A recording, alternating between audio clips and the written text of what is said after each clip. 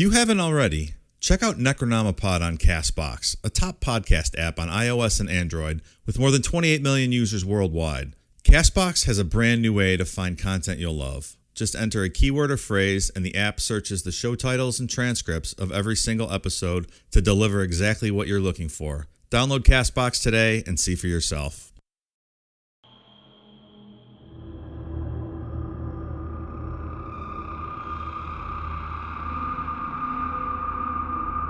What do hypnotizing cats, selling yachts, Tom Cruise, and black magic have in common? They're all mentioned in part 1 of our 3-part series on Scientology. To get started, today we take a deep dive into the life of L. Ron Hubbard, the founder of Scientology. We'll attempt to separate fact from fiction as we discuss his biography as it's told by Scientology and as it's told by Russel Miller, whose biography about Hubbard is vehemently denied by Scientology. We'll discuss Hubbard's upbringing and experiences, as well as what led him to creating a new science called Dianetics, which would lead to him eventually forming the religion, or cult, known as Scientology. I'm Mike. I'm Ian. And I'm Dave. If you thought Mormonism was the dumbest religion to come out of North America, stick around. L. Ron Hubbard has a message for Joseph Smith. Hold my beer. This is Necronomipod.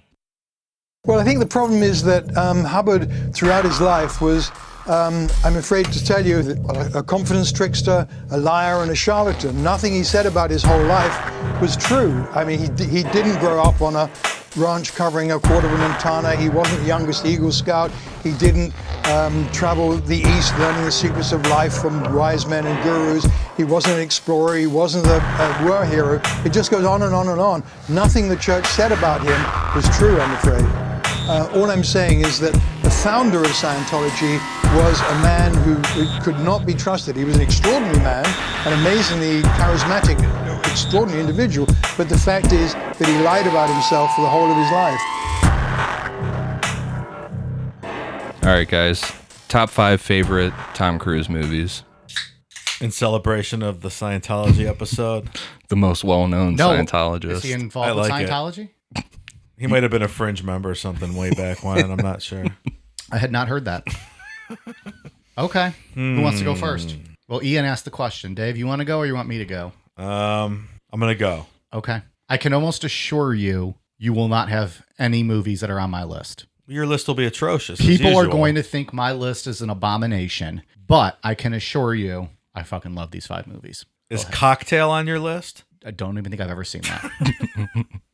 Okay. Floor is yours. Number 1. Are you going in order? No order. Well, you said number 1, and you have a habit of giving your first, like, blowing your load at the start. And I'm like, okay, now can we have sex? Well, it's already over with, so. No particular order. Risky Business, The Last Samurai, The Firm, Edge of Tomorrow, and Taps. I have never seen one of those movies. Of course you haven't. Nope. I bet you've seen Days of Thunder, though, 100 times. Number 1 on my list. Of course it is. I guess I might as well go. Days of Thunder, Top Gun, Tropic Thunder, Rain Man, and Rock of Ages.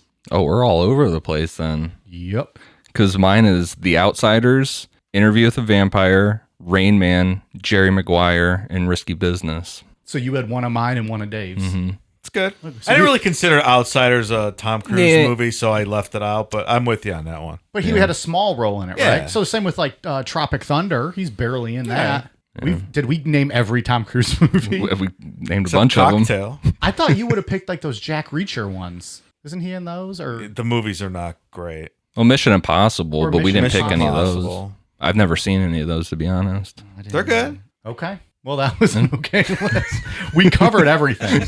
So between all of us, we're going to upset some people, and people are like, hell yeah, that's right. You want to do Travolta movies too while we're at it? I don't think I could name 5 John Travolta movies. I could name 2 off the top of my head. It would be Grease and... Pulp Fiction? Oh, yeah, Pulp Fiction, yeah. Urban Cowboy? I don't know that one. I've seen Pulp Fiction. Swordfish? I've seen Michael. Oh, The Angel? That was good. I think I've seen Grease, but I don't remember. Staying Alive, Saturday Night Fever. Yeah. Oh. And Welcome Back, Kotter. That wasn't a movie, though. Up your nose with a rubber hose. I was thinking about bringing Mafia Mike back later on into the show today, inviting him in. We haven't seen him since Amityville. Well, he did the L. Ron Hubbard movie. Oh, of course he did. Yeah. What the hell's the title? Battlefield Earth. Yeah. So this is a real question. John Travolta's a Scientologist? Yeah, he's one of their top. I did not know. Yeah, he's one of their. Spoiler alert, shot. Mike didn't know something about the topic. Are we going to talk about Battlefield Earth at some point? I believe in. Nice. Part 3, maybe? Yeah, part 3. Yeah, definitely in part 3. We should probably let people know this is going to be a 3-parter. Yeah, it's going to be a very long 3-parter. So stick with us. It's an interesting story. Jonestown was 3 parts. Yeah, and this is a little more in depth actually than Jonestown. How dare you? I'm just saying, this is a deep one. Jonestown is the reason this podcast exists. It's very true. And you're giving Scientology more of a story. We'll see with part 2 when you get into Dianetics and Scientology, the belief system of Scientology itself. It's so confusing, and it's not like you have to be smart to get into it. It's purposely confusing because you're not supposed to be able to figure it out. I mean, it's really made up pseudoscience garbage. Yeah. Yeah. Okay. It's very all over the place. I think the thing about we only think that this is a wacky religion because it's so new. You grow up with Christianity and all these other religions, so they seem normal to you. This one's kind of new, so it seems out there and wacky, but, their beliefs aren't any more strange than any other religion, in my humble opinion. I think that's a fair statement. I don't know a lot about what Scientology believes, though, so I'm excited to kind of learn and see. The problem with Scientology is, and we'll get into it with when we get to Dianetics, is how they claim to be able to heal mental illnesses and physical ailments with the belief system, with the auditing and the e-meter and all that stuff. That's where it gets a little like. But that's no different than Ernest Angley putting his hands on you or speaking in tongues. Yeah. I command the power of the Holy Spirit. Yeah, the belief system's not as I mean, it's wacky, but it's not like it's not anything different, Yeah. Exactly. As far as craziness. We know who L. Ron Hubbard is. You know what I mean? And if you don't know who he is, you're about to learn. Right. We know who L. Ron Hubbard is. There's people in our lifetime that have talked to him, and you know what I mean? Like, if Jesus was a real person, let's just presuppose that That's Jesus... a big if. If he was real, or if Muhammad or someone was real, we would know something about... I'm sure there would be something in Jesus's life that you could talk about, and someone would have a different opinion of something he was doing. So... I was there that day. He didn't walk any fucking water, all right? Right. The wine was there. He didn't turn water into it. It's nonsense.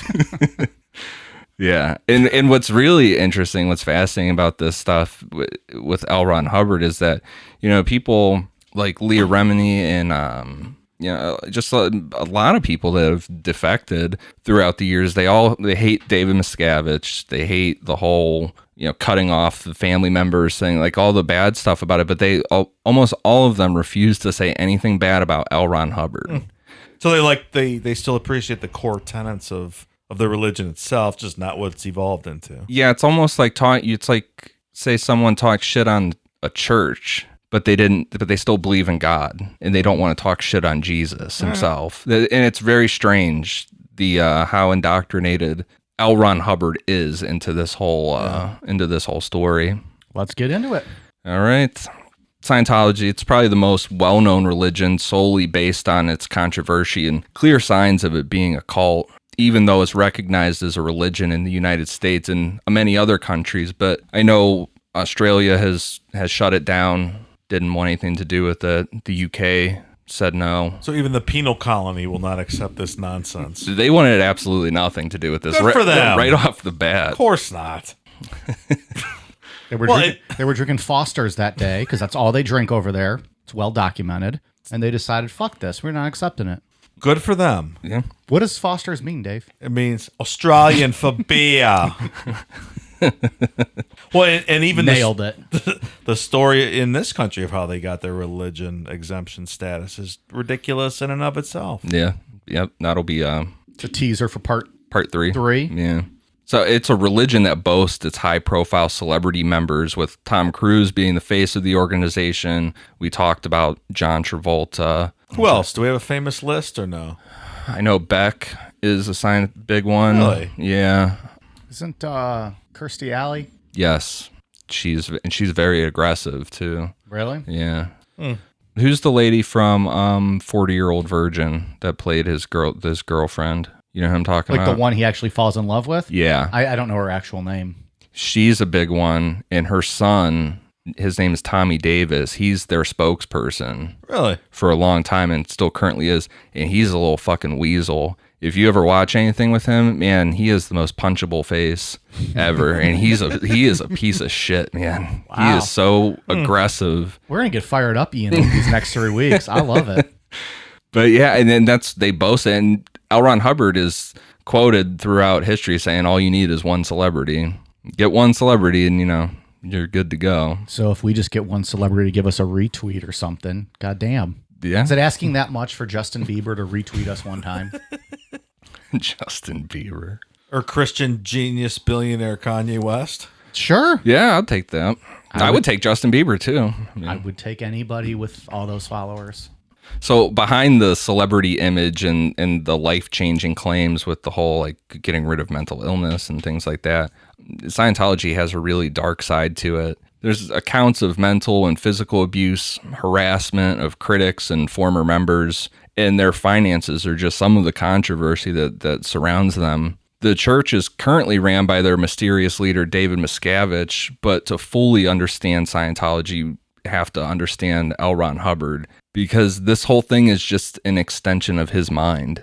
That's 100% true, I think. Yeah, this is the guy that wrote the book Going Clear. I think he said it best when he said that this whole story is L. Ron Hubbard trying to self-diagnose and self-do therapy on himself in this and then just took a bunch of people along with him. Because he could have, like this guy said, he could have taken the money and ran at any point. He didn't. He continued to work on this and work on it constantly. I think we'll see he's just a very sick individual that this whole thing is just an extension of his thought process. His biography is controversial to say the least. Barefaced Messiah by author Russel Miller is probably one of the most complete and accurate biographies of Hubbard. Scientology refutes everything in the book and aggressively used lawsuits in an attempt to stop the book from being published. They have their own version of Hubbard's life that they tell, which comes from Hubbard himself. And so for part 1, we're going to use both and try and get to the truth about L. Ron Hubbard. Did you read this whole book? I did not. It's very long. It's over 500 pages. Sounds like an emo band, Barefaced Messiah. Yeah, I can see that. Thanks for coming out, everyone. We're Barefaced Messiah.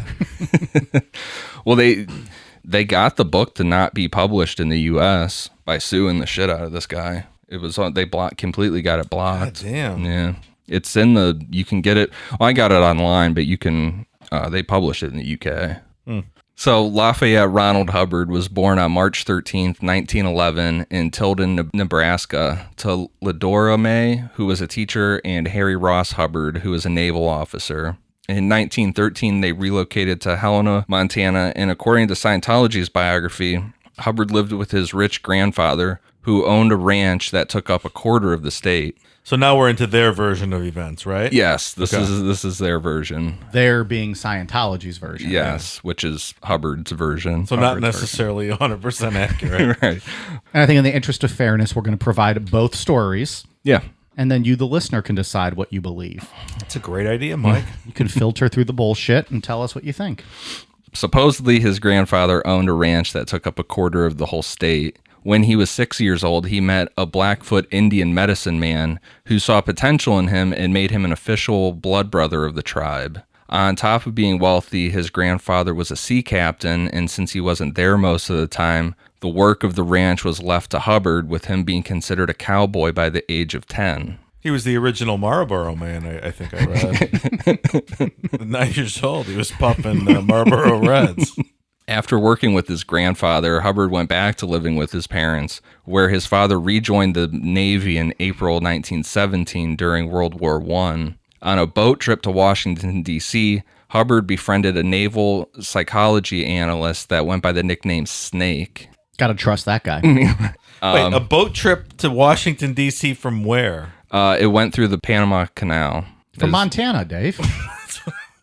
Come on. Just relax. Panama Canal, like up the East Coast? Like in wartime? Weren't the Germans sinking ships off of the East Coast at that time? Never mind. Dave, you're trying to use logic in an illogical story here. Quit poking holes in it. So this snake guy was a personal student of Freud. Of course he was. And Snake taught Hubbard all about psychology on this boat trip and stayed friends with him when they got to Washington, D.C., where Snake got Hubbard personal access to the Library of Congress to keep learning. Really? During this time, Hubbard became the youngest Eagle Scout in history, and his father was stationed in Guam, where they traveled through the East. This young man is very accomplished. Yeah. Extremely accomplished. I bet he's going to cure cancer pretty soon. Oh, so he can finally make us funny, Dave? While he was in China, he met an old magician and a Hindu man who could hypnotize cats. He also lived with... I'm the pussy whisperer. Pussy does whatever I tell it to do under hypnosis. Now, this is the hypnotism I can believe in. Hypnotizing cats, cats. sure. He also lived with bandits in Tibet and the warlords of Manchuria. He stayed with tribes and learned the language of the Igoroti people in just one night by a lantern fire. All of this happened before Hubbard even got to high school. He's a genius. I think this is Jay Peterman from Seinfeld. Elaine, I did heroin with the Hututu tribe in the caves of... This is so That's ridiculous. about right. That's like the Peterman story. Until he buys Kramer stories. Remember that one? Right. So that's how Hubbard is billed to Scientology. And anything you look at from Scientology, that's an accurate description of his childhood. So that's his working childhood. Let's get into his shoot childhood. Yeah, right. That's his working gimmick. That's wrestling speak for that's fake. In reality, Hubbard's childhood was kind of interesting, but nothing really fascinating. He was an only child and was completely loved and spoiled by his family. His grandfather did not own a ranch, and he was not a sea captain. He was actually a veterinarian. The Blackfoot tribe would not have engaged with a child outside of their tribe in that way, and especially a white child during this time. And they don't have a blood brother ritual at all, and that's confirmed by the Blackfoot tribe. Interesting. But Scientology confirmed that they do. Right. So Just saying. Who's lying here, Mike? Well, I think that's up to the listeners to decide. It's not for me to say. his father did rejoin the Navy, but there is no record of any man nicknamed Snake, and everyone in his family said that was not true. There is nothing even remotely close to that. You mean they didn't take a boat ride from Montana to Washington, D.C.? They did take a boat trip on the Panama Canal. That is for real. They did do that. But there is no record of anybody nicknamed Snake being on that trip or getting L. Ron Hubbard access to the Library of Congress. And teaching him all of psychology. Right. In one night by the fire. Well, that was a language, right? Wasn't that a language he learned? The Igoroti people. Yeah. Okay. The Boy Scouts don't keep records for their achievements, so there's no way to really know if he was the youngest Eagle Scout or not. But I don't know anything about Boy Scouts. Is Eagle Scout like a high rank? The highest thing I Boy think you Scouts. can do in the Scouts, yes. And you get it at age 12 or 13, probably. I think that's right. You got to do all kinds of But different levels. And that's what age he would have been at this time. But he would have been the youngest. That's what he claims, but there's no way to know. It's a working age. Yeah. I'm going to go ahead and confidently say that is a lie. That is not true. What are you basing that on? I'm gonna take the odds here and say that is a lie. Let the record show that was Ian's statement that said that. His father was stationed in Guam, and he did travel through China. However, Hubbard's journals through this time are detailed with his just absolute dislike for the Chinese people and are extremely racist. He has some choice slurs for the Chinese people, and one of his things was he specifically did not like the way that they smelled. So, Are you trying to tell me that L. Ron Hubbard might not have been a good person? the only thing that he saw positively while he was in China was the Great Wall of China, but all he wrote about it was that if China wanted to make a bunch of money, they should turn it into a roller coaster. Genius idea at such an early age. Absolutely genius. All right, Dave, on the spot, what's the best name for that roller coaster? The Fortune Cookie Monster. All right, perfect. Let's go. The Fortune Cookie Monster. All right. You put me on a spot. I mean, it's the best I can do in 2 seconds. All right, sidetrack. I'm not going to make it fast food. I'll make it Chinese food. What's your go-to Chinese food order? And you too, Ian. Sweet and sour pork. General Tso's chicken. I like that too. Extra spicy. Ooh. I always like the regular chicken and broccoli. That is disgusting. How is that disgusting? Chicken and broccoli. Broccoli is something that they throw in as a garnishment in Chinese food. It doesn't need to be in the name of it. Broccoli. I mean, broccoli is good. I'm not gonna. Yeah, they throw whatever that sauce is on it. What do you get? Sweet and sour pork. I don't love sweet and sour. I like sauce mushu very pork. much. It's good. Too. Chicken and broccoli is probably number 500 of the things I would order. Chicken and broccoli is by far the most tasty thing. And then I always get lo mein instead of rice because I don't got time for rice in my life. I like the lo mein. It's good. What kind of egg roll? I get veggie egg roll. I just get whatever they give me. I think that's usually the veggie. And whatever they give me, I take. Yeah, I just say egg roll. No strong feelings on the egg rolls. I like them. Okay. I'm a fan. All right, thanks for working with me on this one, guys. Moving on. I feel like your taste in Chinese food's pretty bad though. If you order Chinese or chicken and broccoli is the tastiest thing I've ever had from Chinese food. That sounds terrible. I get the same thing every single time. I do too. I don't stray away from the General Tso's. Extra spicy. I've never had extra spicy. I would try that. They just pour a bunch of all those peppers and shit on there. It's good. I would eat that. Yeah.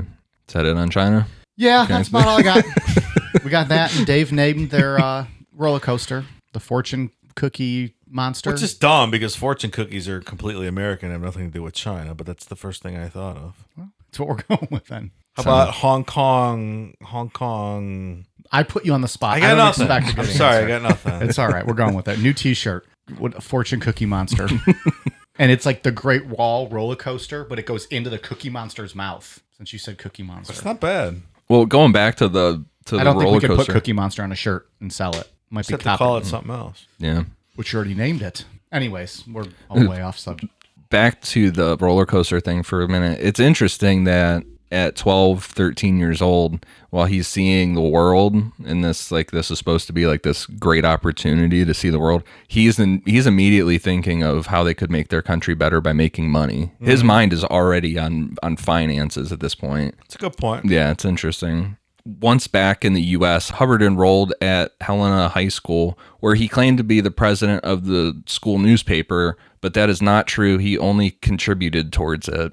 He said he left high school because he got into a fight with another student and almost killed the kid, but it is confirmed on May 11th, 1928, that Hubbard was expelled from school for failing grades, and he left Helena again to rejoin his parents in Guam in June of 1928. So he's already starting to sound like a con man. He is probably the greatest con man that the United States has ever existed in this country, I would say. Which is weird because Scientology is so believable. While in Guam again, he wrote dozens of short stories and failed the Naval Academy entrance exam. In September 1929, he enrolled at the Swavely Preparatory School in Manassas, Virginia, to get ready for a second try at the naval exam. During this time at school, he claimed to have eye troubles and was rejected from the naval exam. In his later document titled Affirmations that we'll get into, Hubbard wrote, quote, "Your eyes are getting progressively better. They became bad when you used them as an excuse to escape the Naval Academy." So, a little self-hypnosis? Yeah, that's, and we're going to get into that in this episode, and that's one of the most fascinating parts of this whole story to me is the affirmations documents. He was sent to Woodward School for Boys in Washington, D.C. to qualify for admission to George Washington University. He did graduate from school in June 1930 and was accepted to the university the following September. Regardless of what Hubbard and Scientology claim, transcripts show that he failed multiple courses during college, specifically atomic physics, even though he and Scientology both claim that he was a nuclear physicist. Of course they do. Yeah. He's a loser because I aced atomic physics in college. Yeah. What did you write your dissertation on? I wrote my dissertation on Boone's Farm. And what made it so good, and how atoms and physics were a part of why it tasted so good. And molecules and electrons and neutrons and protons and all the tons. Sounds intriguing. All the tons. I gave a hell of a dissertation. I have a doctorate in atomic physics. Yeah. Yeah. I don't brag about it very much, so Just keep that one. Keep it close. Kayfabe that. You're a humble guy, so I get I that. try to be. Humility is a virtue. My other dissertation was on humility. And like I said, regardless of what they claim and how well he did in college and stuff, in September 1931, he was put on probation for his grades, and then again in April of 1932. Well, he seems like a bit of adult, right? Yeah, well, I mean, he's really intelligent. I would say he's really intelligent based on the con artistry that he's able to do and Is he things that, like or is that. he just like a charismatic guy? Very like a Jim Jones? charismatic. So he's like a con man who's not really book smart then? Like he knows how to read people and how to like play off people? I think it's I think he's like any other cult leader, just failure after failure until you fall into what you're the con that you're good at.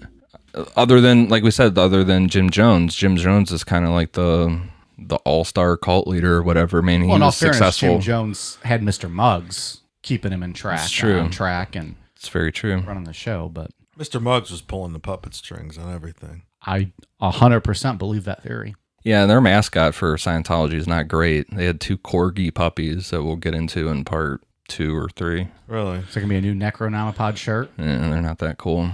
Yeah, but you would have never said that about Mr. Muggs either. No, Mr. Muggs We has been fucking cool got, forever. we got him over. Yeah, but I didn't expect him to be that cool. In 1932, he did organize a boat trip to the Caribbean with fellow students as an exploration adventure to record scientific discoveries. His flyers for this trip specifically said, quote, to explore and film pirate strongholds and bivouacs of the Spanish Main, and, quote, collect whatever one collects for exhibits in museums. I don't know what they collect, but we'll collect some of that. Well, he organized this thing. I mean, kids, other college students and stuff, they were pumped about it. He got it all together, got the money and all, got this whole ship lined up and stuff. But it was just an absolute total failure. They ran out of money pretty quick and they had to turn around to Baltimore. And then Hubbard just never went back to the college after that. That was it for him. So chalk that up as another failure. Yes. But later on, we'll see too. It's interesting. His lies, like initially you would like see something like this Blackfoot tribe thing that he made a lie about. And it's like, that's fucking, what a stupid ass thing to lie about, but it's like they just build up and they're used for other things, Well, and we'll see where this Caribbean lie how successful it was plays in later on. So his father was pissed off with all of his failures, so he enrolled him for a Red Cross relief effort on October 23rd, 1932, where Hubbard was sent to Puerto Rico.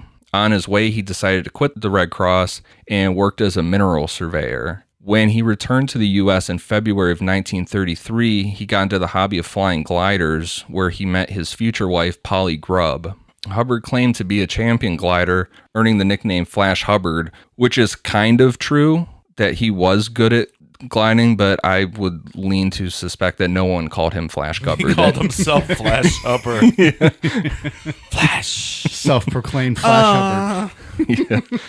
I would assume that is a lie. I only know that Flash reference, Dave, from the movie Ted. Oh, you never actually saw Flash Gordon? I did not. So great. I did not. But that movie's awesome, though. Do you like Ted? Have we talked Oh, about I that? love it. It's hilarious. Isn't that the last movie you went to? Yeah, with the lady brought her I thought last- 6-month-old and started crying 10 minutes in the movie, and I yelled at him and I made him leave. They called me an asshole on their way out. Like I'm the asshole that brought a 6-month-old baby to this fucking movie and cried the whole time. If that person's listening, fuck you. Keep your dumb baby at home. Wow. God damn, pal. Dave doesn't like going to movies. Other people ruin the experience. They for do him. constantly. People are fucking rude assholes. I don't disagree. Couldn't tell you the last movie I went to. Now I'm really Just trying don't to do it think. anymore. Yeah, I don't know. It's been a while. Probably the last Spider-Man, I think. People just talk the whole movie. It's not enjoyable anymore. Like, why do you want to go to a movie I mean, and talk the whole I've time? had plenty of good experiences in the movie theater, but when you do get a bad one, it just ruins it. Especially now with how much you pay to go to a movie, you don't want to be sitting next to some schmuck. Or they're on their phone with the lights, right. they're talking, they're bringing Giggling. fucking kids that don't shut up. I've never Just had that rather stay experience with a home. kid, though. I've never had that experience. Every time I go, there's a baby. Here's another one. I went to see the remake of My Bloody Valentine. like years ago, and I turned around. They had a newborn in their lap behind me, going the whole movie. It's only me. I don't know why it's always me. Was that the 3D version? It was. We saw that too. Yeah. I'm like, is that a fucking newborn sitting right behind me at the movie theater? Turn At My Bloody Valentine. Did you turn around and say that to them? No, because you get shot these days if you do that. Oh, too soon, Dave. Too soon. So I just stay home. I don't need the aggravation. You just gotta call up this guy. He'll get you any movie the day it's released in theaters. Very true. I got a big giant TV in my basement. I don't need to fucking go anywhere. Wow, humble brag. So Polly Grubb and L. Ron hit it off, and they got married on April 13th, 1933. Polly was pregnant with another man's child when they got married, but she had a miscarriage soon after, and she quickly got pregnant again, and on May 7th, 1934, she gave birth to a son named Lafayette Ronald Jr., who went by the nickname Nibs. Where's that come from? I have no idea. That's a terrible nickname. Yeah. Old Nibs Hubbard. That's like a guy that works at the lighthouse carrying a pipe around. Hey, there's old Nibs Hubbard. And then their second child, Catherine May, was born on January 15th, 1936. So throughout this period of his life, Hubbard already started his writing career. He became probably the most prolific fiction writer in history, just writing an ungodly amount. I mean, it's absurd how much fiction this guy was able to put out. He had 6 pieces published between 1932 and 1933, but the going rate at that time was a penny per word, so his family was struggling financially. The pulp magazine Thrilling Adventure became the first to publish one of his short stories in February of 1934. Hubbard's known for his science fiction novels, but he wrote a ton of different genres, including a lot of westerns. Well, he was a 9-year-old cowboy, so that's understandable. He had a lot of real-life adventure. Exactly. His first full-length novel, titled Buckskin Brigades. What's so funny? Buckskin Brigades. Speaking of cowboys, would you guys, the 3 of us, what if we went on like a real-life City Slickers? I got to a dude ranch. Yeah. A couple of dudes on a dude ranch. Have you seen City Slickers? Mm-mm. The Fill me in on what Billy happens. Crystal movie? Mm-mm. It's just 3 guys from New York City. They go on, what is it, like a cattle drive, right? Yeah, Is that what it is? Yeah, something like that. Like it's chaperone, but you essentially you ride horses. You're living under the stars out west, and you ride horses and you take cattle from like, I don't know, one town to the next. And it's like a week-long You two thing. are going to do this? No, all 3 of us. Let's go. I fucking hate riding horses. No, I hate every Awful. part of it. I just think it'd be funny if we could like record it. It's like a YouTube series. Necronomipod Goes West. Oh, it sounds atrocious. And does knowing sound that atrocious. Ian and I hate being outside, and Dave, I don't think you're one to sleep under the I stars. don't love it. And I don't like riding horses one bit. Yeah, that's not very fun. I could see some funny stuff happening, crushing a bunch of beers and riding horses. We could just, Getting killed. we could just come here and record some podcasts and crush a bunch of beers. It's true. All right. Anyways, go ahead. Hard pass, Mike. Good idea, though. Just thought you guys wanted to live out Buckskin Brigades. So yeah, that was his first. His first novel, Buckskin Brigade. It was published in 1937. Can you give us the plot line, please? No. Okay, maybe later. But his science fiction career really took off when editor John W. Campbell took Hubbard under his wing. Campbell published Hubbard's stories in magazines The Unknown and Astounding Science Fiction, with Hubbard's stories Fear, Final Blackout, and Typewriter in the Sky were the first ones. What the fuck does that mean? I don't know. I mean, these aren't like the pulp magazines. They're not like, from what I've read online and stuff, reading about, they're not like great literary works or anything. It's not Dickens or no. All right. It was said that Hubbard would write over 100,000 words a month, and that really isn't that much of an exaggeration. Well, at a penny a word, I mean that's $1,000 a month. Back then in the 30s during the Depression, right? Well, you gotta get somebody to buy it though, too. Yeah, I guess that's not published word. Yeah. You're right. But yeah, I mean, he just would nonstop. There's like rumors out there that he had, I'm assuming this isn't true, but that he had built like his own typewriter that had keys for words that he used all the time. So like there was a key for just the and stuff. And I mean, Hotkeys in the 30s. yeah, I mean, who knows? Like, he could have, but he really did write an insane amount of amount of fiction. He became very well known in the science fiction community and well known with popular authors for the time. Most liked him mainly because his bullshit was fun to listen to, because he was just a good storyteller, and people just like, oh yeah, Hubbard just shooting the shit, whatever. It was fun to hang out with. Yeah, but Isaac Asimov absolutely hated his guts, just could not stand him. Well, because Isaac Asimov was a real PhD scientist, and this guy was a fucking clown, probably. Well, depends on who you ask. He was a fake nuclear physicist. Did he learn a language in one night, like Hubbard? He had a PhD. I don't know. Still, I have a PhD. My money's on Asimov. I don't know. So you think he just smelled his bullshit from the beginning? That would be my guess. Yeah, I mean, that's what it sounded like. And he didn't have those sweet sideburns like Isaac Asimov. Things were fucking baller. In April of 1938, Hubbard underwent a dental procedure and supposedly had a near-death experience due to an allergic reaction to a drug. During this experience, he was inspired to write a book called Excalibur.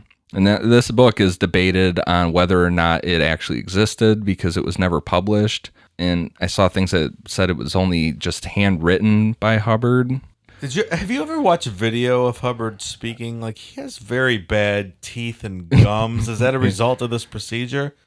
It's not easy to watch. He's a disturbing looking person. The one I think you're talking about, where he's wearing the stupid fucking like boat hat and shit, like the captain's hat. I've seen a couple of them, but like just his bottom teeth appear to be rotted, and his gums are, I don't know. There's only a few. Hard to explain. He's very strange looking. He was only interviewed a few number of times, and they were late. Like the boat one is later in life when the whole Sea Org thing's going down. Yeah.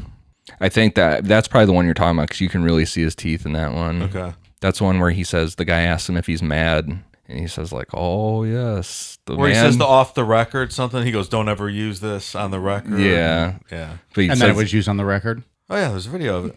He says something stupid like the man who says that claims that they're not mad is mad, or something dumb like that. Right.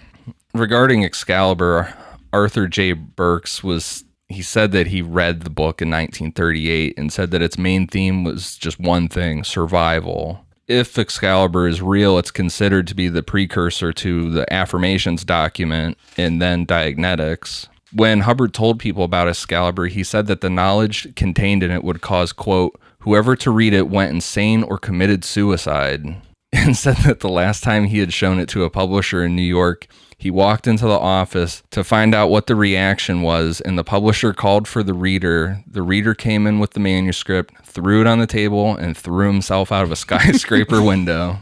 Must have been that good. It was just too awesome. He couldn't handle it. You can't handle that knowledge. Damn. That's something that gets said about Excalibur all throughout this it's too much, this whole journey. Yeah. While he was in New York City writing for books, he spent a lot of time in New York City during this time. He wrote to his wife talking about Excalibur, and I really thought this quote was really interesting because it kind of came true. Sooner or later, Excalibur will be published, and I may have a chance to get some name recognition out of it so as to pave the way to articles and comments, which are my ideas of writing heaven. Foolishly, perhaps, but determined nonetheless, I have high hopes of smashing my name into history so violently it will take a legendary form, even if all books are destroyed. That goal is the real goal, as far as I'm concerned. I just like that quote of him talking about smashing his name into history so violently. Yeah. With having nothing to do with books, like he just wants to be famous. It's pretty damn true. Do you think the religion is the goal at this point, or he hasn't even come up with that yet? No, he hasn't even come up with that yet. Yeah, I agree. Like I said earlier, all these lies, they seem really stupid off the bat, but they all work towards something else. So all these lies about his childhood and traveling got him a membership with the then prestigious Explorers Club in February of 1940. He attempted to go on an exploration to Alaska, but again, this was a failure like his Caribbean one. The engine on the ship broke down, and he didn't have enough money to fix it. So he raised money by writing short stories and working for a local radio station, and then eventually made it back to Puget Sound on December 27th, 1940. If you read Scientology stuff about this was like this fantastic trip to Alaska, and he explored all this shit, and It's just fucking stupid. But he was really doing like morning radio. Yeah, to make enough money to get back. Wacky morning radio. The Buzzard Morning Zoo with L. Ron Hubbard here in Juneau, Alaska, coming at you. Wacky Wednesday. I can't wait to get the soundboard up and running. I'm just going to have random oots, oots, oots. Caller number 10, 2 free sandwiches to Burger King.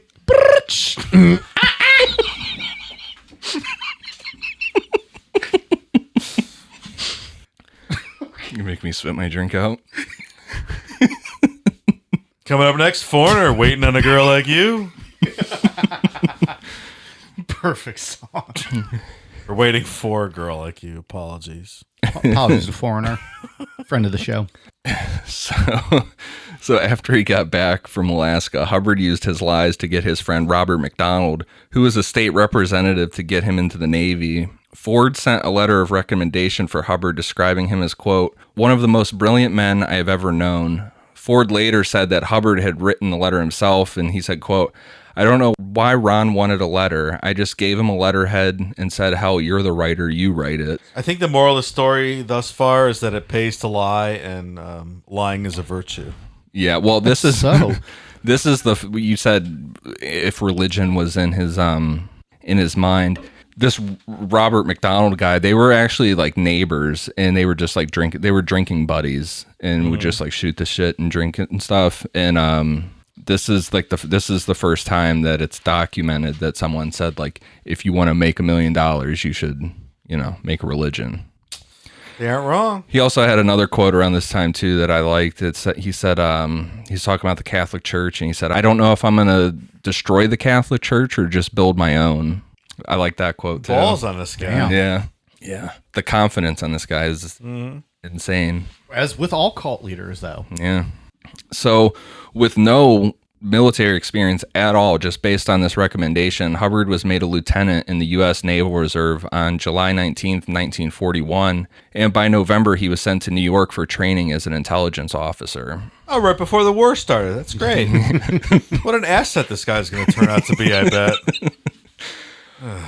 So according to Scientology, Hubbard fought in all 5 theaters during World War II, earned 21 medals, and was severely injured, being blinded by a flashbang, and then miraculously recovered due to his willpower after his family and friends all abandoned him. What are these 5 theaters in World War II? Like, he fought in Japan, he fought in Germany, he fought in France. Like, he had battle in all the different things going on. It's ridiculous. Yeah. I would say there were 3 theaters of war in World War II, which was Europe, the Pacific, and then the Mediterranean. I don't know where they came up with 5. Yeah, they claim 5 theaters. I'd be interested to see what they Don't agree if with they that at all. actually had anything listed for that. Yeah. They probably didn't. That's incorrect. Yeah. I call that a falsehood. There were 3. In reality, this is what is said about him by one of his superiors in the real military records, because Scientology has put out fake ones, which is the lengths that they go to lie for this man are astounding. But this is a quote from the real, his real military records. This officer is not satisfactory for independent duty assignment. He is garrulous and tries to give impressions of his importance. He also seems to think he has an unusual ability in most lines. These characteristics indicate that he will require close supervision for satisfactory performance of any intelligence duty. That doesn't sound like a good little markup. Doesn't sound like you're fighting in all 5 theaters of World War II. No, it doesn't. So this review landed Hubbard at a desk job for the Navy, but not long into this job, he used his bullshitting again to get command of a small submarine off the west coast of the U.S. Not like Scientology says, where he was in the ocean by Japan and all this shit. It was on the west coast of the U.S. So, But nonetheless, I mean, this is fucking wartime, and this clown's out there running a sub. And even if it's a small sub, Yeah. he's commanding, well, come on. Still quite terrifying. Yes. well, we're gonna see Fucking here in a going second rogue. how this how he would just fuck this up spectacularly. On May 18th, 1943, Hubbard noticed something on the radar and just assumed that it was a Japanese submarine sneaking its way into U.S. waters. He spent the next 68 hours unloading tons of rounds down into the ocean, only to find out that he had been shooting at when what the military said, a well-known magnetic deposit at the bottom of the ocean. So he's launching depth charges at a magnesium deposit. Yep. Great. Before he could be disciplined for this shit, he opened fire on the Coronado Islands, assuming that they were uninhabited and belonged to the U.S. Oh. What the fuck? Why would you open fire then? He just decided that he was going to do a training exercise, and that was where he was going to do it, and was just going to. That's what he said was, or that's what it was described as. He said he was going to do a training exercise. It's either that or he was just like, "Hey, I'm going to start fucking shooting some shit because I'm bored." I blew up all the magnesium. What am I going to do now? What do I shoot now? So, and this is the guy that celebrities still protect. Yes, and we'll see. We'll see in part 2. It's very ironic that celebrities protect him for how gross he is towards women and homosexuality. Of course he is. Teaser for next week. Yeah. So obviously Mexico was not thrilled with this. I mean, this is like borderline starting a little war of his own. They're firing at another country. It does seem It's unbelievable. Yeah. This guy's a moron. Yeah, so he was relieved of his duties. Finally. Yeah. A report written after the incident rated Hubbard as unsuitable for independent duties and, quote, lacking in essential qualities of judgment, leadership, and cooperation. That is literally the definition of people who start cults, right? Yeah. The report recommended that he be assigned to, quote, duty on a large vessel where he can be properly supervised. So he is not. How have they not just discharged I was him? going to say, how about a discharge yeah. instead? Well, I Get guess this guy out of here. maybe World War II, they want people. I don't know. It's also worth noting, too, that he did not get 21 medals from World War II. He got 3, and 2 of them were just basically participation ones, just for being there. Participation awards. Just for winning the war, basically. And the other one was like for completing training kind of thing. He did not get 21 medals. So after being relieved back to a desk job, Hubbard went on to scam the VA for several years, for basically the rest of his life, for several fake ailments to get disability, including ulcers, malaria, and back pains. Malaria is a weird one. I don't know if that was just going around back then or what. It's like, oh, sounds good. Let me check this box. It's like The Office with when Dwight's doing the new insurance for them, and they're off to write down what ailments they have. Yeah. Hot dog fingers. What did they say? Anal fissures? And he's like, no one in the office has this. And then Kevin's like, some people have it. He is amazing. Didn't you have your vagina removed? What did she say? I had a hysterectomy. Yeah. I still have a vagina. I want that covered. Something like that. I might have butchered that line. So while he's scamming the VA, he attended school again in Princeton in 1945. However, he eventually reported sick to Oak Knoll Naval Hospital in Oakland. His complaints included headaches, rheumatism, conjunctivitis, pains in his sides, stomach aches, pains in his shoulder, arthritis, and hemorrhoids. Oh, damn. He's a sick person. Yeah, he was discharged from the hospital on December 4th, 1945, and transferred to inactive duty on February 17th, 1946. This whole next part is something that Scientology refuses to admit happened. They refuse that L. Ron Hubbard ever had a relationship with this woman named Sarah Northrup that we're going to get into. And since everything comes from Jack Parsons' journals, and Aleister Crowley wrote about this whole thing to other people outside of Jack Parsons and L. Ron Hubbard, they explain it away as Hubbard was sent in as a secret agent by the U.S. government to break up the world of black magic. That sounds plausible to me. So there's that. When the war was over, Hubbard completely abandoned his wife Polly and their 2 children and just stayed in California. In August of 1945, he became friends with a man named Jack Parsons and moved into Parsons' mansion in Pasadena. Parsons was a top rocket propulsion engineer at the California Institute of Technology and the founder of the Jet Propulsion Laboratory. The Jet Propulsion Laboratory played a big part in us being able to land on the moon. So all you fake moon landing nut jobs, take note of that. So needless to say, Jack Parsons was a pretty smart guy. Very intelligent guy. Yeah, pretty successful. Yeah.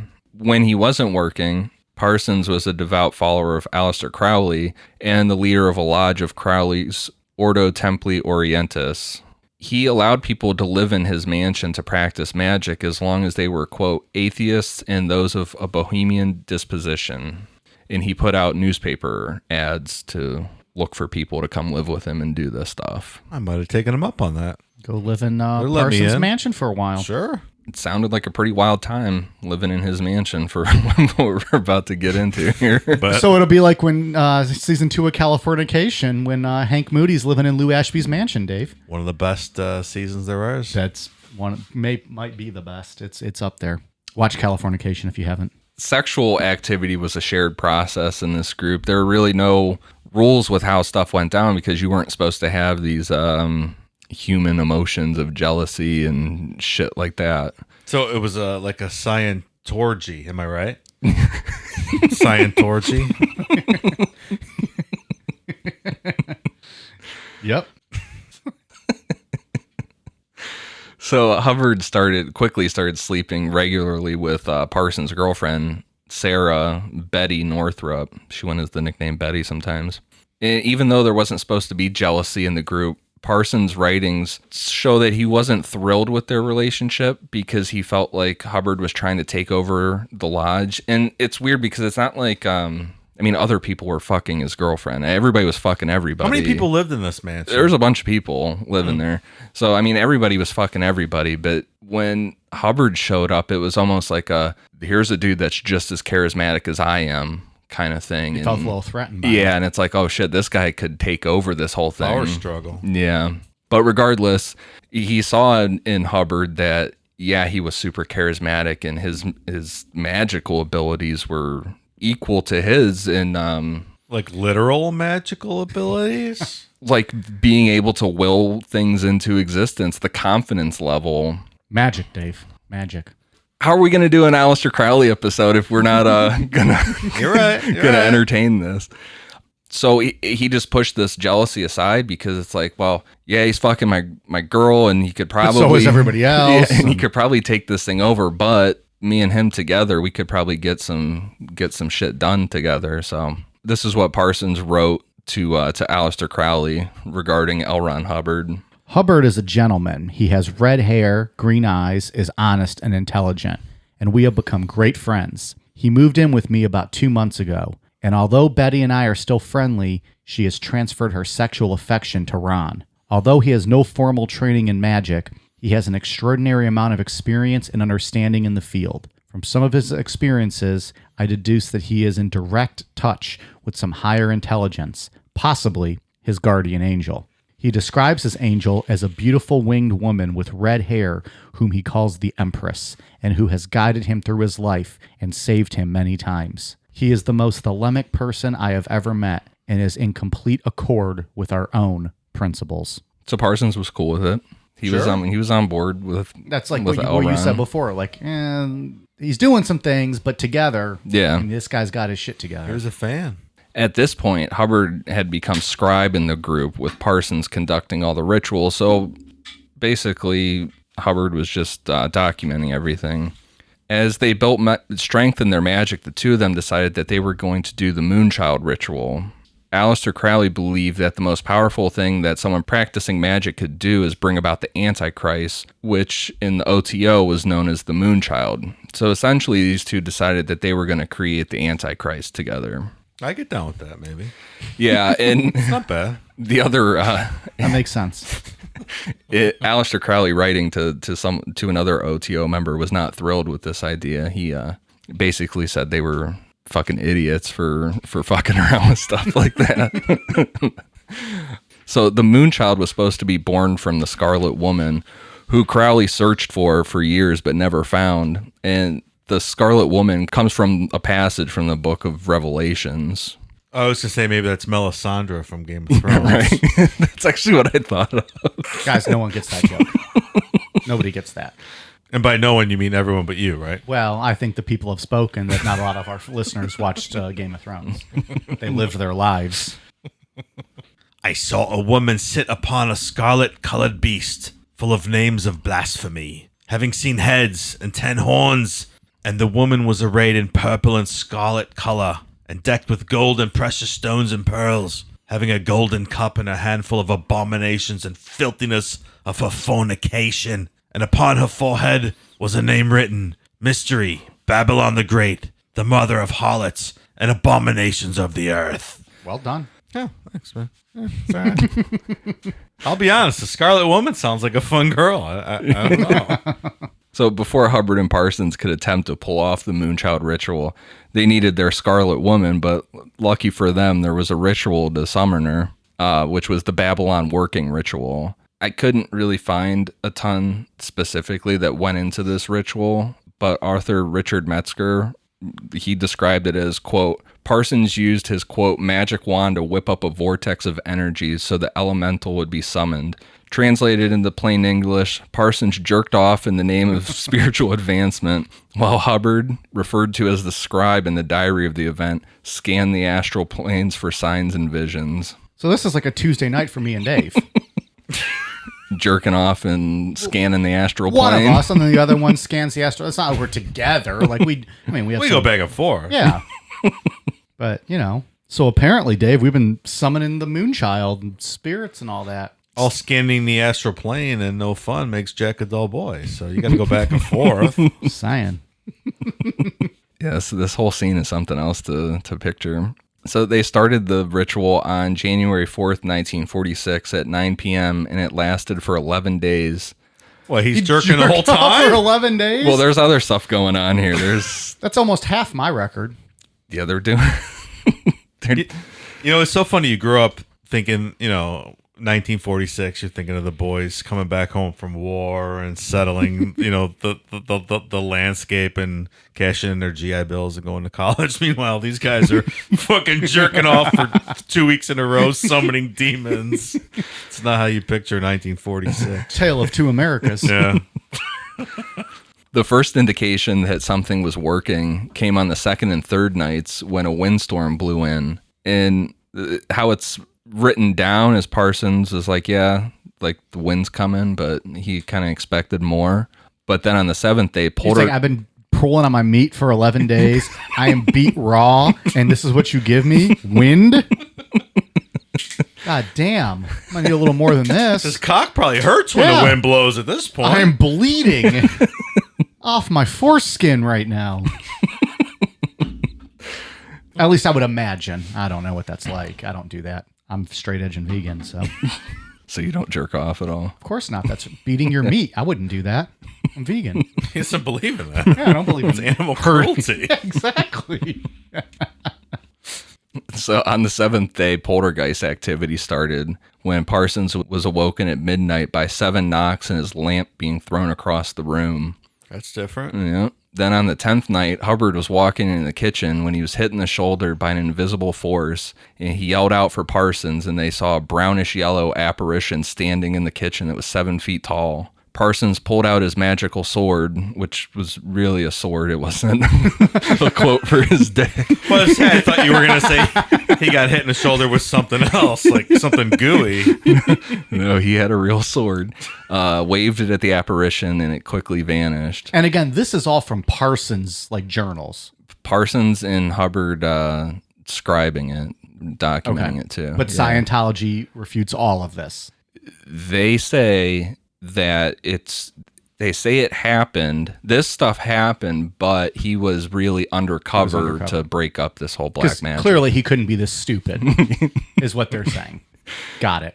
So 4 days after the ritual ended, Hubbard and Parsons went out to the desert to just kind of relax and meditate because Parsons was getting pissed. Nothing was happening. And they're like, spent 11 days doing all this crazy shit. We're swinging swords at ghosts and whatever, and nothing's happening. A 7-foot tall apparition appeared and nothing's happening? Well, they wanted the Scarlet Woman. I mean, It's not the fucking Scarlet Woman, Dave. Nothing's happening.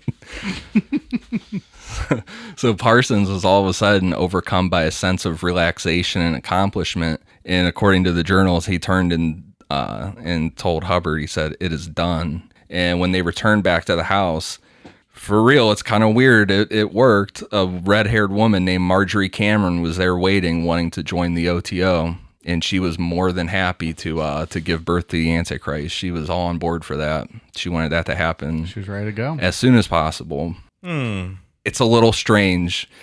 It kind of worked. Make of it what you will. Well, like I said, I don't know how we're supposed to do an Aleister Crowley episode.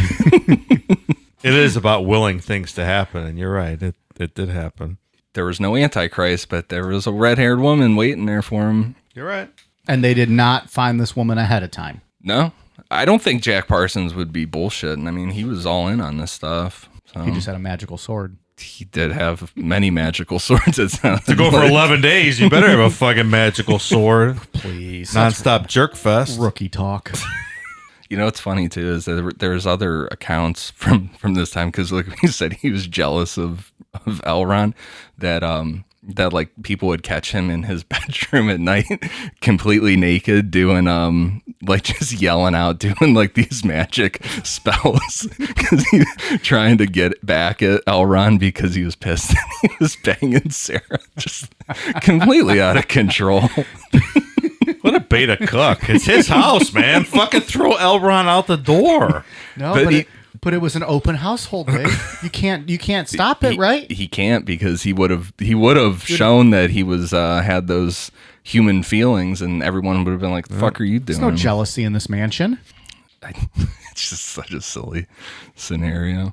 But so since Marjorie was down to be the mother of the Antichrist, in February of 1946, they started to conduct the Moonchild ritual, and they started it out by chanting, "Glory unto the scarlet woman, Babylon, the mother of abomination, that rideth upon the beast. For she has spilt her blood in every corner of the earth, and lo, she had mingled in the cup of a whoredom."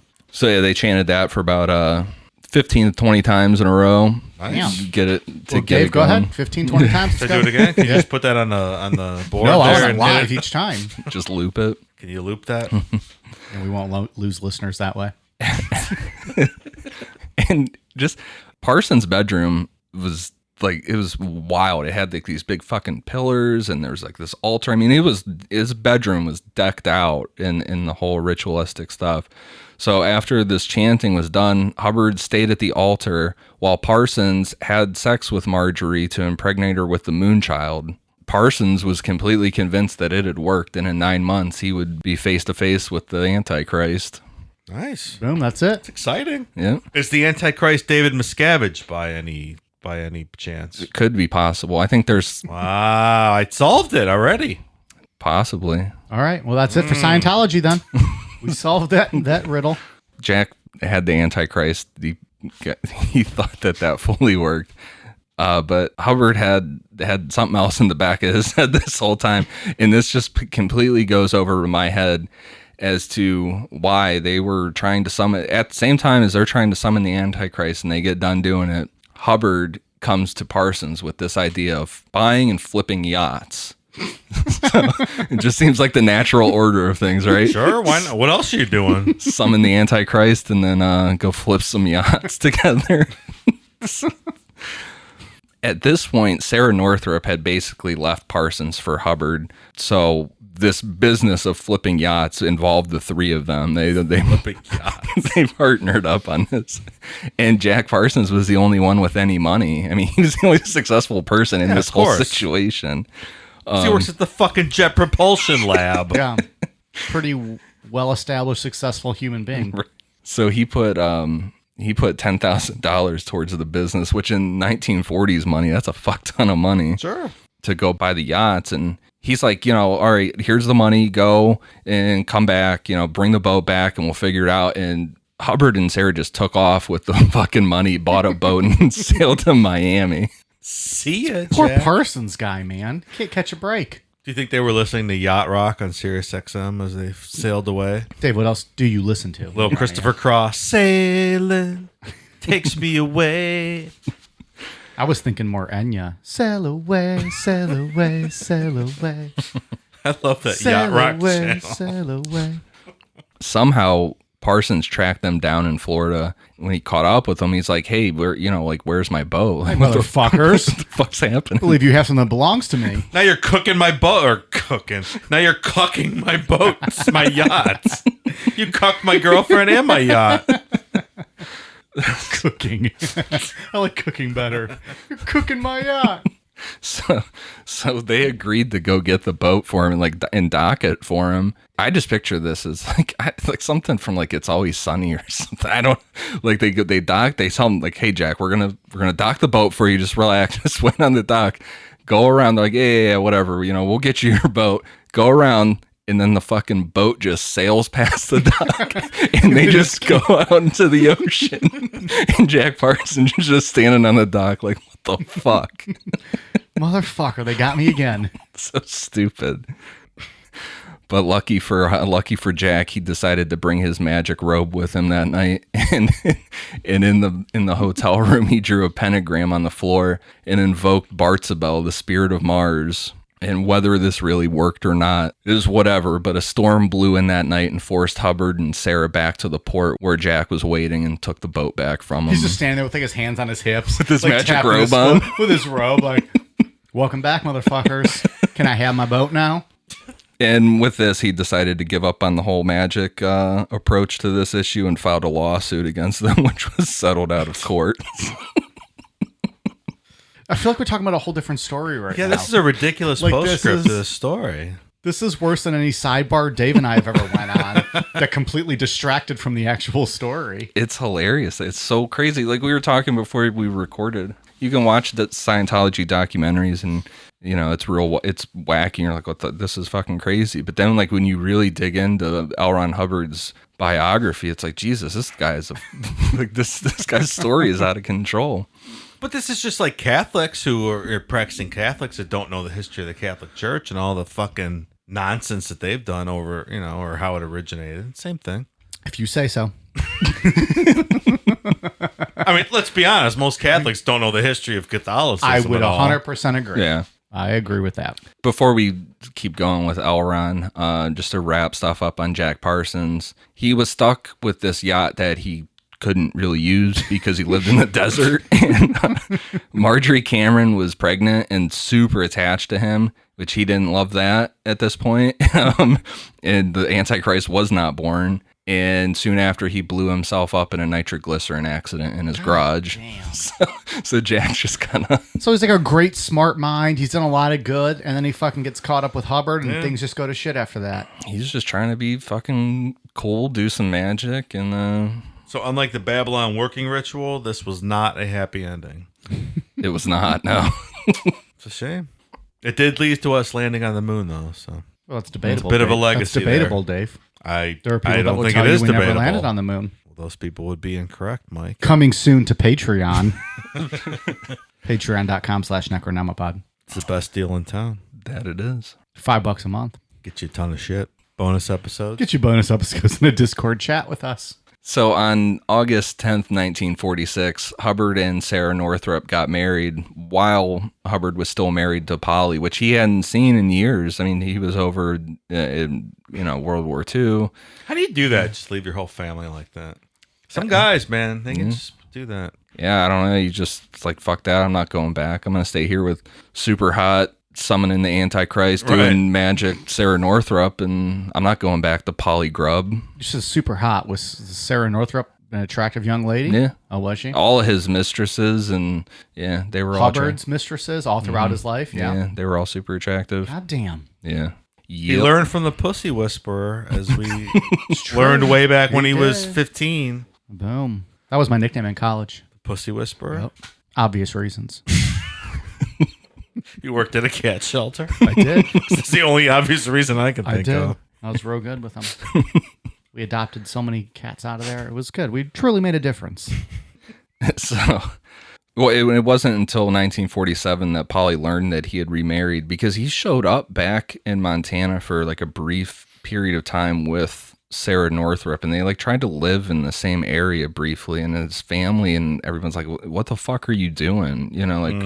We haven't seen you in years, and you just roll in here with this new wife, and we're supposed to be cool with it, you know, and his grandparents, it's either his grandparents or his parents are like, you know, get the fuck out of here. We've been taking care of your wife and your 2 kids this whole time, and you're just out, you know, summoning the Antichrist and watching your buddy jerk off and right. doing whatever it is. Listen to yacht rock. Right. Hubbard agreed to divorce Polly that year, and the marriage was dissolved with Polly giving custody of their kids, and he would never see.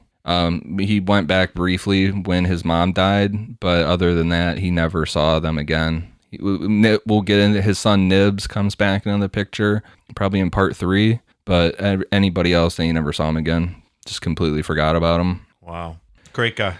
So even though Hubbard had just married Sarah, with all that, the Navy shit with him bombing magnetic deposits and just being a complete failure, in his first marriage being a failure, even though it was his fault, he was pretty depressed with life. And this is where the true precursor to Dianetics comes in. And it's this document titled Affirmations. In my opinion, this is like one of the most fascinating aspects of this, just from like the magic aspect of this, like willing this stuff into existence, like being so confident in these things.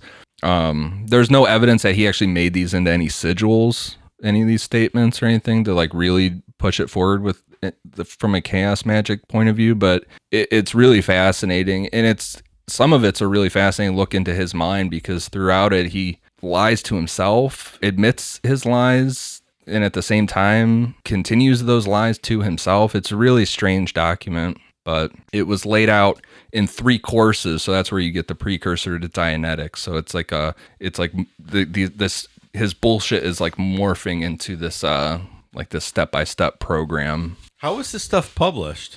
This comes from Sarah Northrop. Scientology refuses that this exists. Really? This document, it does not exist to them. Sarah Northrop doesn't exist to them either. They refuse to admit that he was ever even married to her. Yeah. Or, I mean, they do have kids later on here, but they refuse that whole scenario. So this is course 1 of Hubbard's. What was the name of this course? Affirmations. Of his affirmations. This is course 1 of his affirmations, and we recruited some friends to help us with some of these readings. So they're going to help us get through this, because there's quite a bit here. So, sir, go ahead, take it away. I can write. My mind is still brilliant. Masturbation was no sin or crime. I do not need to have any ulcers anymore. I am fortunate in losing Polly and my parents, for they never meant well by me. I believe in my gods and spiritual things. My magical work is powerful and effective. The numbers 7, 25, and 16 are not unlucky or evil for me. I am not bad to look upon. I'm not susceptible to colds.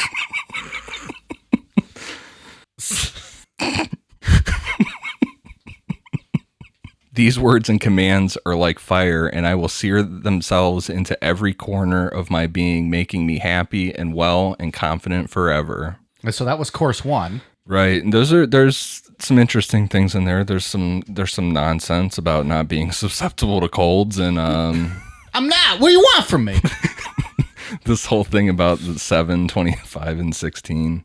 So did he just read these to himself, or like how did all this work and come together? Yeah, so like from a chaos, my limited knowledge of from a chaos magic's point of view would be, you would write this and really focus on one of these, and then you would make it into a sigil and go from there.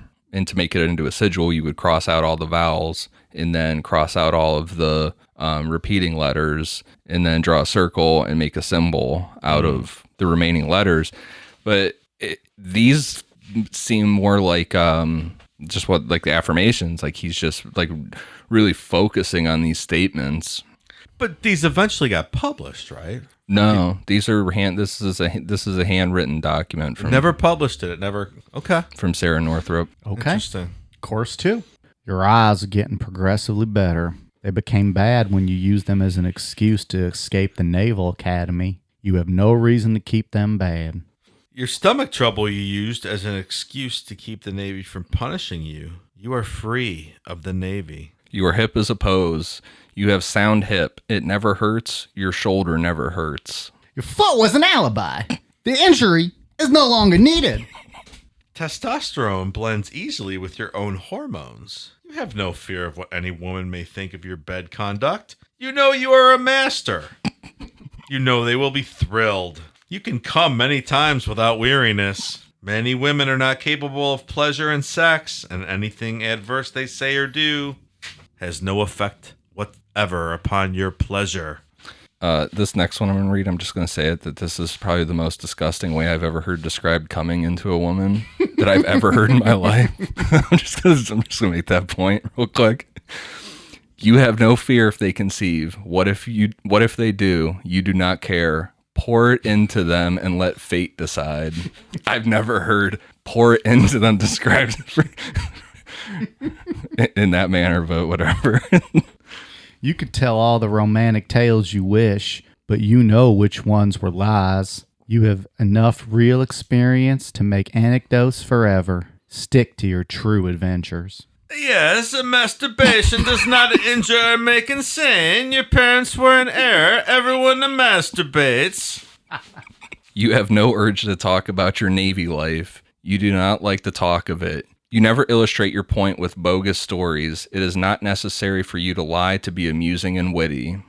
You like to have your intimate friends approve of and love you for what you are. This desire to be loved does not amount to a psychosis. Your psychology is advanced and true and wonderful. It hypnotizes people. It predicts their emotions, for you are their ruler. Material things are yours for the asking. Men are your slaves. You will make fortunes rotten. You will live to be 200 years old. Did Annalise just show up? Possibly. Damn, it's the greatest hits tonight. You will always look young. Money will flood upon you. Shit on the bow. Go back to Amityville. Amityville available in the archives. If you want more of Mafia Mike. We don't like him. He's a bit much. So the ones that are extremely interesting in here are the ones where he acknowledges the fact that he is a compulsive liar. Like he's telling himself to stop doing it, almost like he can't. Like this, you can tell all the romantic tales you wish, but you know which ones were lies. You have enough real experience to make anecdotes forever. Stick to your true adventures. Like it's almost like stop lying. You know, you don't have to lie anymore. Stop lying, but it's a really he's just writing himself a bunch of little like motivational talks. In a really primitive form. That is what chaos magic is. Interesting. Yeah. Yeah, that stuff is really interesting with this. These next ones in course 2 are regarding the so-called guardian angel that Parsons wrote to Aleister Crowley about. Nothing can intervene between you and your guardian. She cannot be displaced because she is too powerful. She does not control you. She advises you. The most thrilling thing in your life is your love and consciousness of your guardian. She has copper red hair, long braids, a lovely Venusian face, a white gown belted with jaded squares. She wears gold slippers. Yes, you can talk with her and audibly hear her voice above all others. You can do automatic writing whenever you wish. You do not care what comes out on paper when your guardian dictates. So yeah, I don't know what the whole guardian thing's about, really. And you think he's just a very mentally ill individual at this point. Yeah, I would agree with that. So the third course was just titled The Book. You are radiant like the sunlight. You can read music. You are a magnificent writer who has thrilled millions. Ability to drop into a trance state at will. Lack of necessity of following a pulp pattern. You did a fine job in the Navy. No one there is now out to get you. You're psychic. Yes, you do not masturbate because my horse sister Kazakhstan will give you a happy ending. You do not know anger. Your patience is infinite. Snakes are not dangerous to you. There are no snakes in the bottom of your bed. You believe implicitly in God. You have no doubts of the all-powerful. You believe your guardian perfectly. So, do you remember Saturday Night Live, the Al Franken, Stuart Smalley? Yeah. Like, that's what this reminds me of. I'm good enough. I'm smart enough. And doggone it, people like me. Like daily affirmations. Yeah. That's the first thing I thought of with this. Yeah, they're very. You bring that up now, we could have just all read this in Stuart Smalley voices. It's really strange. There's a lot about masturbation in there. Someone obviously beat it into his head somewhere in life. Beat it into his head. I see what you did. Ian told the joke. That it was bad to masturbate. You really said the words beat it and didn't make that connection? I did not. I like the snakes one too. That's it's extremely random for the rest of this whole the whole document and a whole. Snakes are dangerous to you. They're not in the bottom of your bed. Obviously, there's a fear of snakes being in his bed. Well, fuck, now that you brought up they might be in my bed, I'm a little bit afraid. So with this idea now in his mind of separating these ideas into courses, he needed to add one more thing to it, which was hypnotism. And Jack Parsons had taught Hubbard how to do hypnosis, and he was really fucking good at it. He could hypnotize people without them even knowing he was doing it. And it was said that he could just be like, all right, talking to somebody, just be like, 1, 2, 3, snap his fingers, and he had them. Is that real, Mike? Of course not. So it sounds like Shallow Hal, right? Yeah, essentially. Isn't that the only Jack Black movie you like? Jack Black movie I like. That's why you didn't have Tropic Thunder on your Tom Cruise list. Jack Black is awful. Jack Black is hilarious in Tropic Thunder. He is. You've seen it, right? I like Tropic Thunder. I do not like Jack Black. That's a great movie. I like School of Rock, Shallow Hal. What else? Orange County, hilarious. I liked Saving Silverman. Yeah. I like that movie. It's a great movie too.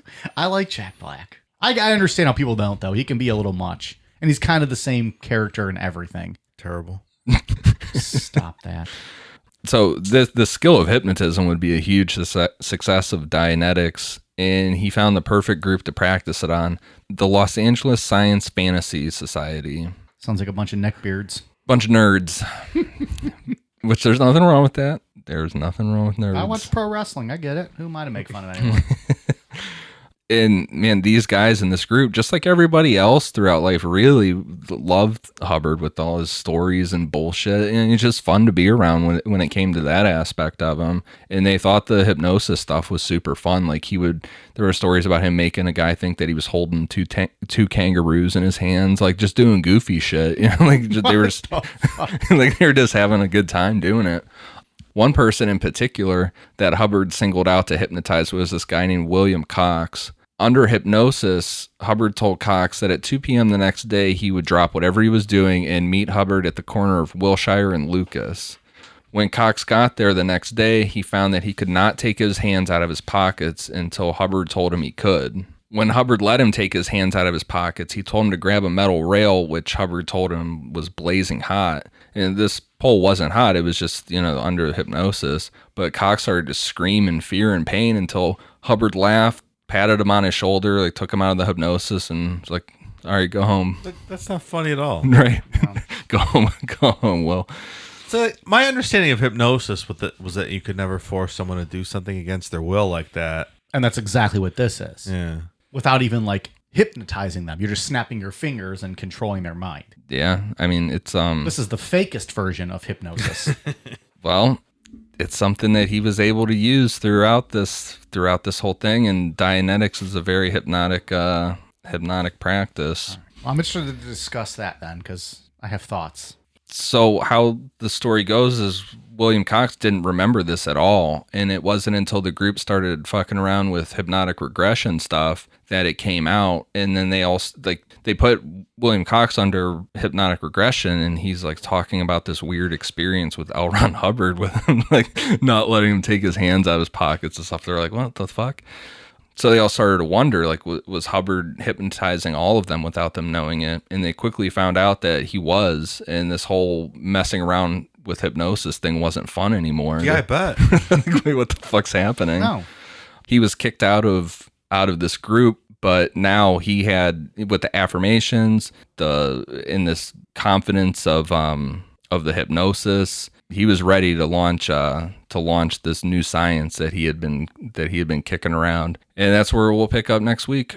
We'll get into Dianetics, the fall of Dianetics, and Scientology and the itself. birth of Scientology. Yep. Was it peer-reviewed, Dianetics?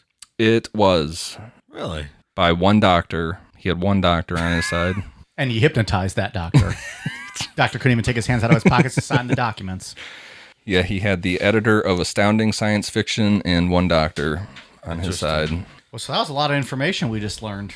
A lot of good stuff. It's a lot to A digest. lot of pre-work there, but I think it's important in laying the groundwork of all of this fucking nonsense that's going to come next. I don't disagree. Yeah, like with all cults, it's a slow process. It doesn't. The belief systems never just happen overnight. You know. Well, and I think seeing the background and kind of where the leader of all that comes from, speaks a lot to the actual cult itself. Yeah. Well, and like seeing we his said, failures, and then seeing where they, the difference between his biography and then Scientology's biography. yeah, that's the biggest thing with his story specifically is like this is all, like we said in the beginning, this is an extension of his mind, this whole thing. But most of the time, biographies of cult leaders aren't really, besides Jim Jones, it's not like this usually a huge part of the story. But with them, it's because they put him up as this messiah figure that accomplished all these great things, and they'll like die by those statements.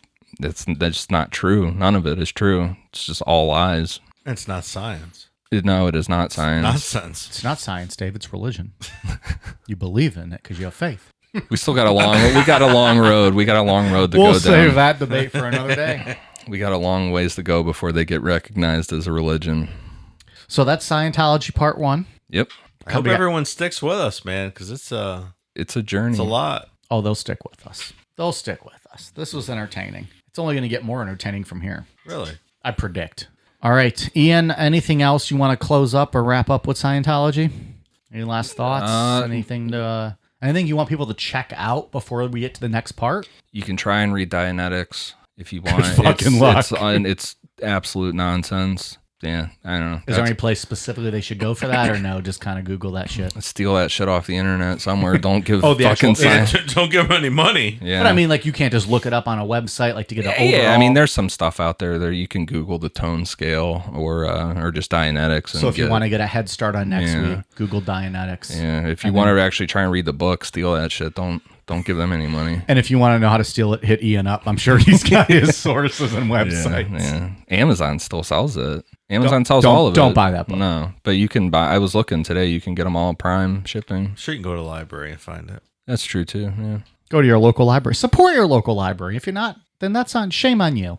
Dave, you got anything to wrap up Part 1? No, I thinking of converting after this first episode. Is Borat going to come back perhaps for future episodes? I was just trying to keep up with you and your amazing, Nah, that's not true. cache of voices. You know me. Also, I don't do voices. We actually have guests that come into the show. Yeah, you're right. You're right. Sorry. I don't associate with those numbskulls. So special shout out to the new patrons this week. We got a fucking lot of them. We had a good week, boys. Yeah, We had a damn good week. Very encouraging. Thank you to all of the other patrons who've been trying to push and recommend us to other people to sign up. The few, the proud, the patrons. Boom. Shout out to Amanda Sullivan, Danielle Alarcon, Grasshopper Groovy, Heather Dobson, Mr. Muggs, Blaine Powers, Jordan Brunekreef, Raji Nat, Avery Mansell, Whitney Lane, and Andrusha Post. Good job. Ian, what you got for us? For iTunes, I have one for Braden R75, Stanky Bitch. Kenneth Mark Hoover, Nina Vieira, Ryan F88, C. Wagey, Catherine 0445, AF Coy, Dismantle Design, and I'm His Forever. Thank you guys for the awesome reviews. We had some really good ones this week. We had a lot of new patrons, new reviews, and some new, quite a few social media shout outs, Dave. I think we're doing great. Let's hear them. From Twitter, the Quantum Sniper 13, Whitney Lane, Nirlath Otep. From Instagram, Close the Hatch, Kata the Demon, Amy Riggs, Shannon Martinez, and Taylor Kins. Thanks, guys. Appreciate it. Yep. We have merchandise available on Amazon. Just go to Amazon.com, search Necronomipod. You'll find all that information there. I believe it's still in our Instagram profile or our bio too. You can find the link there, and our pinned tweet on Twitter. We are also at patreon.com/Necronomipod if you're interested in checking out those bonus episodes. And then find us on the social medias at Necronomipod reach out to us. If you're a patron, hit us up on the Discord. If you're not a patron and you want to chat with us, just hit us up on the social medias. We love hearing from you guys. All right, you guys ready for a cool down beer? Cheers.